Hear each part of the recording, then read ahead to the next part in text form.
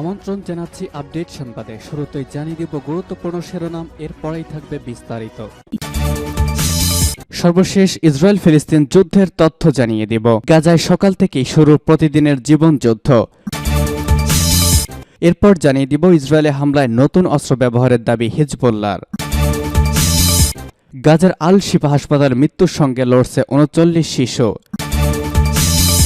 এদিকে গাজার আল শিফা হাসপাতালের চারপাশ ঘিরে রেখেছে ইসরায়েলি সেনা স্নাইপার ট্যাঙ্ক। আরও থাকবে গাজা সংঘাতে কথা নয়, পদক্ষেপ দরকার বললেন ইরানের প্রেসিডেন্ট সৈয়দ ইব্রাহিম রাইসি। এবং সর্বশেষ জানিয়ে দিব পূর্ব ভূমধ্যসাগরে মার্কিন সামরিক বিমান বিধ্বস্ত। শুনছিলেন সংবাদ শিরোনাম, এখন বিস্তারিত। তার আগে অনুরোধ থাকবে ভিডিওতে একটি লাইক দিন এবং কমেন্টস করে জানিয়ে দিন কোন জেলা থেকে বা কোথা থেকে আমাদের সঙ্গে যুক্ত রয়েছেন। গাজায় সকাল থেকে শুরু প্রতিদিনের জীবনযুদ্ধ। আমল আল রোবায়া পরিবহন আশ্রয় নিয়েছেন গাজা দক্ষিণের জাতিসংঘের স্কুলে। স্বামী, 6 সন্তান, পুত্রবধূ ও 2 নাতিকে নিয়ে থাকেন। সকাল 8টা বাজলেই বেরিয়ে পড়েন খাবারের সন্ধানে। অবরুদ্ধ গাজা বেঁচে থাকার লড়াইয়ে তিনি এক সাধারণ যোদ্ধা। ইসরায়েলি আগ্রাসনের মধ্যে তার পরিবারকে সমর্থন করার জন্য আজ প্রতিদিনের সংগ্রামকে জীবনকে দুর্বিষহ করে তুলেছে। তবুও দমে নেই। পরিবারকে বাঁচিয়ে রাখতে দিনের আলো পড়তেই নেমে পড়েন জীবনযুদ্ধে। রোবায় এপিকে বলেছেন, আমি ঘুম থেকে উঠেই ভাবি বাচ্চাদের কিভাবে খাওয়াবো, এজন্য খাবারের খোঁজে বেরিয়ে পড়ি। রোবায়া জানিয়েছেন যে অ্যাপার্টমেন্ট বুকে তিনি বাস করতেন তা ইসরায়েলের আক্রমণে ধ্বংস হয়ে গেছে। আরও বলেছেন, আমার ছেলের একটি ঘোড়ার গাড়ি ছিল যেটা জীবিকার জন্য ব্যবহার করা হতো। ইসরায়েলের ভয়াবহ হামলায় ঘোড়াটিও আর বেঁচে নেই। আয় রোজগারের পথ হারিয়ে প্রতিনিয়ত জীবিকার জন্য লড়াই করছেন। তার 28 বছর বয়সী ছেলে সুলেমান বলেছেন, কয়েকদিন আগে আমি 4.5 ঘন্টা একটি বেকারির সামনে লাইনে অপেক্ষা করেছিলাম। যখন আমার সময় এসেছিল তখন তারা আমাকে বলেছিল তাদের কাছে আর কোনো রুটি অবশিষ্ট নেই। বাচ্চাদের জন্য আমি তাদের খাবার দিতে অনুরোধ করেছিলাম, কিন্তু তাদের কিছু করার ছিল না, সব খাবার শেষ হয়ে গিয়েছিল। রোবের স্বামী ইমেত বাঁশি বাজানোর সঙ্গে পুরনো ফিলিস্তিনি গান ও কিছু আধুনিক সুর বাজিয়ে বাচ্চাদের খুশি রাখার চেষ্টা করেছেন। বলেছেন, এ দুঃসময় বাচ্চাদের মুখে হাসি ফোটানোর জন্য আমার কাছে একমাত্র বাঁশি আছে। রাত ঘনিয়ে আসার সঙ্গে সঙ্গে রোবায়া পরিবার আশ্রয়কেন্দ্রে ফিরে যায়। হাজার হাজার মানুষের সঙ্গে ঘুমায়। রোবায়া বলেছেন, আগের রাতের তুলনায় এখন একটু বেশি ঠান্ডা। আমাদের কাছে বাচ্চাদের দেওয়ার জন্য শীতের পোশাক নেই। ঠান্ডায় বাচ্চারা ঘুমাতে পারে না, আবার ঘুমালেও ড্রোনের শব্দে চিৎকার করে ওঠে। আমরা নতুন ভোরের অপেক্ষায় রাত কাটাই যাতে বাড়ি ফিরতে পারি। এদিকে ইসরায়েলি হামলায় নতুন অস্ত্র ব্যবহারের দাবি হিজবুল্লাহর। হামাসের সাথে চলমান যুদ্ধে ফিলিস্তিনের সমর্থনে ইসরায়েলের নতুন ধরনের অস্ত্র ব্যবহারের দাবি করেছে ইরান সমর্থিত লেবাননের শক্তিশালী সশস্ত্র গোষ্ঠী হিজবুল্লাহ। গাজা উপত্যকায় যুদ্ধ শুরুর পর দ্বিতীয়বারের মতো দেওয়া ভাষণে হিজবুল্লাহ প্রধান কাসেম নাসরুল্লাহ বলেছেন, গত কয়েকদিনে হিজবুল্লাহ সশস্ত্র শাখা ইসরায়েলের ভেতরে নতুন লক্ষ্যবস্তুতে আগের চেয়ে উন্নত মানের অস্ত্র ব্যবহার করে হামলা চালিয়েছে। শত্রুপক্ষের ইসরায়েলের বিরুদ্ধে লেবাননের দক্ষিণাঞ্চলে হিজবুল্লাহর ফ্রন্ট সক্রিয় থাকবে বলে অঙ্গীকার করেছেন তিনি। চলতি মাসের শুরুর দিকে দেওয়া প্রথম ভাষণে হাসান নাসরুল্লাহ বলেছিলেন, লেবানিজ ফ্রন্ট ইসরায়েলের সাথে চলমান লড়াই পূর্ণাঙ্গ যুদ্ধে পরিণত হওয়ার সম্ভাবনা রয়েছে। তিনি বলেছেন, লেবানন ফ্রন্টে ইসরায়েলের সাথে হিজবুল্লাহর লড়াই পরিবর্তন আনা হয়েছে। হামলার সংখ্যা, আকার এবং লক্ষ্যবস্তুর পাশাপাশি অস্ত্রের ধরনের পরিবর্তন আনা হয়েছে। টেলিভিশনে দেওয়া ভাষণে নাসরুল্লাহ বলেছেন, ইসরায়েলি হামলায় হিজবুল্লাহ বোরকান ক্ষেপণাস্ত্র ব্যবহার করেছে। এই ক্ষেপণাস্ত্রে 300 থেকে 500 কেজির বিস্ফোরক পরিবহনের সক্ষমতা রয়েছে। ইরান সমর্থিত এই গোষ্ঠী প্রথমবারের মতো ইসরায়েলি হামলায় সহস্র ড্রোন ব্যবহার করেছে বলে জানিয়েছেন তিনি। হিজবুল্লাহ প্রধান বলেছেন, চলতি মাসের শুরুর দিকে 3 শিশু ও তাদের দাদিকে হত্যার প্রতিশোধে প্রথমবারের মতো ইসরায়েলের উত্তরাঞ্চলীয় শহর কিরিয়াত শমনতে হিজবুল্লাহ হামলা চালিয়েছে। লেবাননের দক্ষিণাঞ্চলে হিজবুল্লাহর এই ফ্রন্ট ইসরায়েলের বিরুদ্ধে সক্রিয় থাকবে বলে ঘোষণা দিয়েছেন তিনি। গত 7 অক্টোবর হামাস ইসরায়েলের যুদ্ধ শুরুর পরের দিন থেকেই প্রত্যেকদিন ইসরায়েলের সামরিক বাহিনীর সাথে হিজবুল্লাহ যোদ্ধাদের প্রাণঘাতী সংঘর্ষ চলছে। গাজা উপত্যকায় চলমান যুদ্ধ আঞ্চলিক সংঘাতে রূপ নিতে পারে বলে সতর্ক করে দিয়েছেন বিশেষজ্ঞরা। ইসরায়েলের সাথে সংঘাতে এখন পর্যন্ত হিজবুল্লাহর 70 যোদ্ধা নিহত হয়েছেন। একই সময়ে লেবাননের কয়েকজন বেসামরিক নাগরিক ইসরায়েলি হামলায় প্রাণ হারিয়েছেন। তবে উভয় পক্ষের পাল্টা হামলা অনেকাংশই সীমান্ত এলাকার মাঝে সীমিত রয়েছে। হিজবুল্লাহ চালানোর হামলার বেশিরভাগই লক্ষ্যবস্তু ইসরায়েলের সামরিক চৌকি, সূত্র জানাচ্ছে রয়টার্স। গাজার আল শিফা হাসপাতালের মৃত্যুর সঙ্গে লড়ছে 39 শিশু।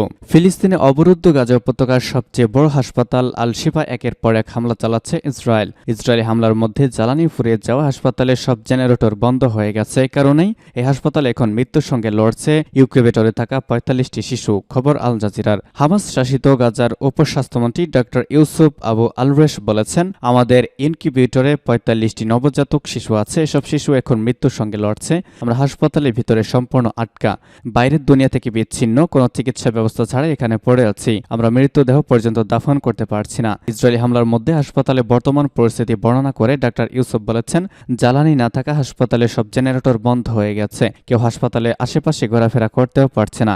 ড্রোন ছাড়াও সেখানে ইসরায়েলি স্নাইপার মোতায়েন করে রাখা হয়েছে, কেউ নড়াচড়া করলেই গুলি করছে। এদিকে গাজায় টানা ৩৬ দিনে অব্যাহত বোমাবর্ষণে নিহত মানুষের সংখ্যা ১১,০০০ ছাড়িয়ে গেছে।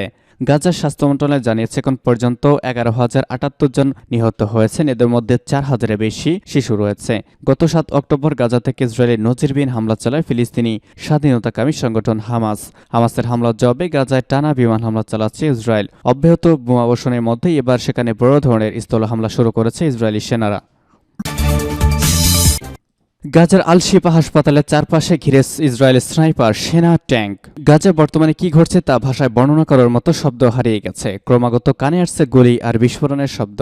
পূর্ব পরিকল্পনা অনুযায়ী হত্যাকাণ্ড চালিয়ে যাচ্ছে ইসরায়েলের সেনাবাহিনী। গাজার আল শিফা হাসপাতালের চারপাশে ঘিরে রেখেছে ইসরায়েলের স্নাইপার, সেনা, ট্যাঙ্ক। হাসপাতালের ভেতরের জায়গা থেকে নড়লে চালানো হচ্ছে গুলি। নিবিড় পরিচর্যা বিভাগকেও টার্গেট করে হামলা চালানো হচ্ছে। হামলায় ক্ষতিগ্রস্ত হয়েছে হাসপাতালের মূল অক্সিজেন লাইন। ছাড় দেওয়া হচ্ছে না আইসিইউতে থাকা মৃত্যুর পথযাত্রীদের। হাসপাতালের মেঝে থেকে শুরু করে দেওয়াল সব জায়গায় শুধু রক্ত আর রক্ত। গুলির ভয়ে সেগুলো পরিষ্কার করা যাচ্ছে না। হাসপাতালের বাইরেও বের হতে পারছে না কেউ। কিছু পরিবার পালিয়ে যাওয়ার চেষ্টা করেছিল, তাদের ওপরও চালানো হয়েছে হামলা। হাসপাতালের বাইরে এখনো পড়ে আছে তাদের লাশ, তবুও লাশ উদ্ধারে কেউ এগিয়ে যেতে পারছে না। গাজার সবচেয়ে বড় চিকিৎসা কেন্দ্র আল শিফা হাসপাতালে অবরুদ্ধ অবস্থা নিয়ে যুগান্তরকে লিখেছেন আল শিফা হাসপাতালের মহাপরিচালক ডাক্তার মোহাম্মদ আবু সেলমিয়া ও গাজার হামাস সরকারি স্বাস্থ্য মন্ত্রণালয়ের মুখপাত্র ডাক্তার আশরাফ আল কুদরা। গত ৩ দিন ধরেই আশিফা হাসপাতালে হামলা চালাচ্ছে ইসরায়েল, তবে গতকাল রাত থেকেই একেবারে ঘিরে রেখেছে আশিফা। কিছুক্ষণ পরে হামলা চালানো হচ্ছে। এই বর্ণনাগুলো যখন আপনাকে দিচ্ছি তখন তার কয়েক মিনিট আগেও ড্রোন থেকে গুলি চালিয়েছে হাসপাতালের ভিতরে। আরও ঘণ্টাখানিক আগে হাসপাতালের অস্ত্রোপচারের সম্প্রসারিত ভবনের ৫ম তলায় হামলা চালিয়েছে। নিবিড় পরিচর্যা ইউনিটেও আঘাত করেছে ইসরায়েলি আর্টিলারির বাহিনীর মর্টার শেল। হয়তো কয়েক ঘন্টা বা কয়েক মিনিটের মধ্যেই মৃত্যুপুরীতে পরিণত হবে আশিফা। কাল নতুন আরেকটি প্রেস বিজ্ঞপ্তি বা সাক্ষাৎকার দেওয়ার জন্য বেঁচে থাকবো কিনা জানি না। ডাক্তার মোহাম্মদ আবু সেলমিয়া নতুন কোনো রোগী বা আহত কাউকে চিকিৎসা সৌভাগ্য হবে কিনা তাও জানি না। বিশ্ব থেকে এখন পুরোপুরি বিচ্ছিন্ন আল শিফা হাসপাতাল। কোনো নয় পানি, খাবার নেই, বিদ্যুৎ নেই, কিচ্ছু নেই, ইন্টারনেট নেই। সেনাবাহিনী হাসপাতাল ঘিরে রাখায় বাইরে থেকে কোনো খাবারও সরবরাহ করা যাচ্ছে না। বিদ্যুতের অভাবে আইসিইউতে থাকা ৪ রোগীর মৃত্যু পর্যন্ত হয়ে গিয়েছে। স্তূপ করে রাখা হয়েছে প্রায় ১০০ লাশ। হাসপাতালের বাগানে তাদের দাফনের সিদ্ধান্ত নেওয়া হয়েছে, তবে হামলার ভয়ে দাফনের কাজেও হাত দিতে পারছেন না ভেতরে থাকা সদস্যরা। এবং সর্বশেষ জানিয়ে দিব, গাজা সংঘাতে কথা নয়, পদক্ষেপ দরকার, বললেন ইরানের প্রেসিডেন্ট। হামাস ইসরায়েল যুদ্ধ নিয়ে সৌদি আরবের রাজধানী রিয়াদে আরব ইসলামিক দেশগুলোর জরুরি সম্মেলনে অংশ নিয়েছেন ইরানের প্রেসিডেন্ট ইব্রাহিম রাইসি। সম্মেলনের উদ্দেশ্যে তেহরানের বিমানবন্দর ছাড়ার আগে সাংবাদিকদের সঙ্গে আলাপকালে তিনি বলেছেন, গাজা সংঘাত নিয়ে আলোচনা পরিবর্তে পদক্ষেপ নেওয়ার সময় এসেছে। শনিবার রিয়াদে আরব ইসলামিক বিশ্বের দেশগুলোর জরুরি সম্মেলনে যোগ দিতে যাওয়ার আগেই মন্তব্য করেছেন তিনি। রাইসি বলেছেন, গাজা সংঘাত নিয়ে আর কোনো কথায় কাজ হবে না, গাজা এখন পদক্ষেপ নেওয়া দরকার। তিনি বলেন, আজ ইসলামী দেশগুলোর ঐক্য খুবই প্রয়োজন। গত বছরের মার্চে চীনের মধ্যস্থতায় তেহরান রিয়াদের দীর্ঘদিনের বৈরী সম্পর্ক স্বাভাবিকের উদ্যোগ নেওয়ার পর প্রথমবারের মতো শনিবার রিয়াদ সফরে গেছেন ইরানের প্রেসিডেন্ট। ইরানের পররাষ্ট্রমন্ত্রী হুসেন আমির আবদুল্লাহিয়ান বলেছেন, রিয়াদের শীর্ষ সম্মেলন এই অঞ্চলের যুদ্ধবাজদের কাছে একটি শক্তিশালী বার্তা দেবে এবং এর ফলে ফিলিস্তিনের যুদ্ধাপরাধ বন্ধ হবে। রাইসি বলেছেন, আমেরিকা বলে যে তারা যুদ্ধের বিস্তার চায় না এবং এই বিষয়ে ইরান অন্যান্য কয়েকটি দেশে ওয়াশিংটন বার্তা পাঠিয়েছে, কিন্তু এসব বিবৃতির সাথে আমেরিকার কর্মের কোনো মিল নেই। তিনি বলেন, গাজা যুদ্ধের মেশিন আমেরিকার হাতে, যেটি গাজার যুদ্ধবিরতি রোধ করছে এবং যুদ্ধের বিস্তার ঘটাচ্ছে। বিশ্বকে অবশ্যই আমেরিকার আসল চেহারা দেখতে হবে। সূত্র জানাচ্ছে রয়।